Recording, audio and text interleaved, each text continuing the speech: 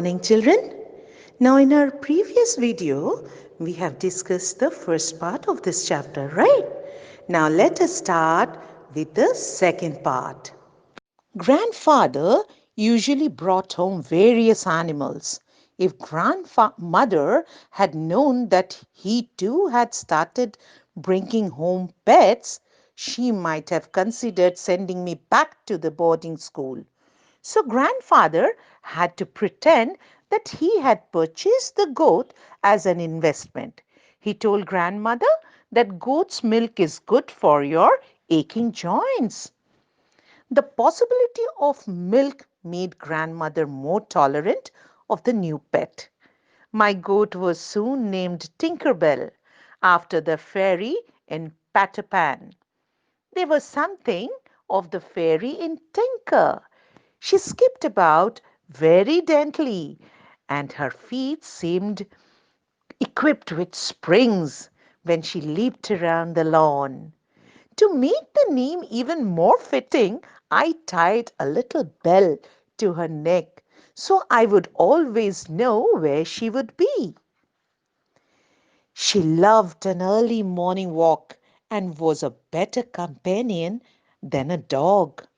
She didn't get into quarrels with cats or stray dogs. The only thing she chased were butterflies, and she would tumble into ditches and slither down slopes in her eagerness to follow them. But goats grow fast. Our Tinker grew up. She developed a nut pair of horns. Her appetite began to increase too.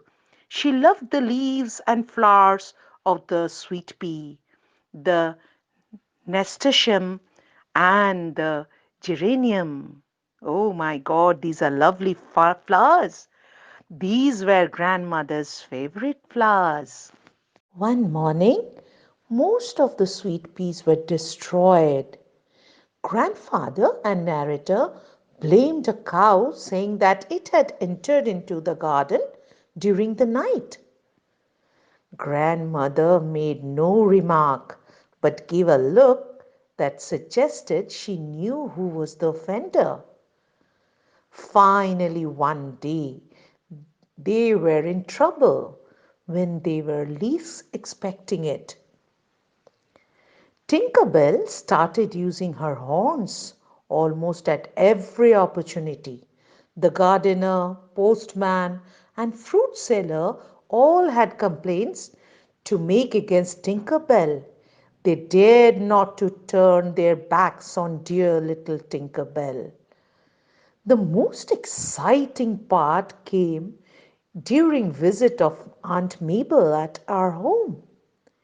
She was in the habit of bending over flower pots and holding brief conversations with the flowers. According to Aunt Mabel, it helped them to grow faster.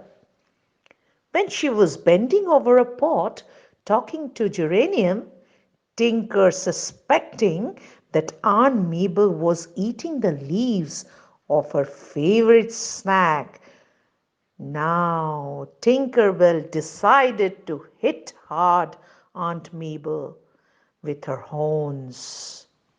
Aunt Mabel did not take kindly to being kicked off to the veranda. That day was the end of Tinker's stay with us. Grandmother ordered the cook to sell the Tinker in the market at any price to the first customer who came along. Narrator stood at the gate and watched poor Tinker being led away. She kept looking back and bleating, probably wondering why Narrator was not going with her on this particular walk. Narrator could only wave to her and hope that her next owner would be kind. Then the cook came back. He said that Tinker had been sold.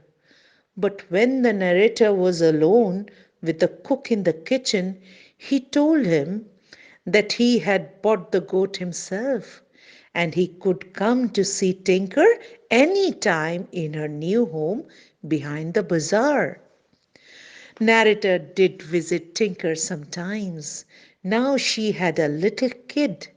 Tinker had become a good provider of milk, and the cook's family was pleased with her. She was on good terms with everyone.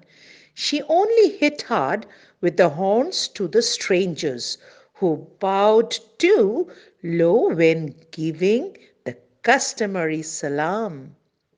It's so wonderful, a wonderful tale about a little goat. Read the story and enjoy. Thank you.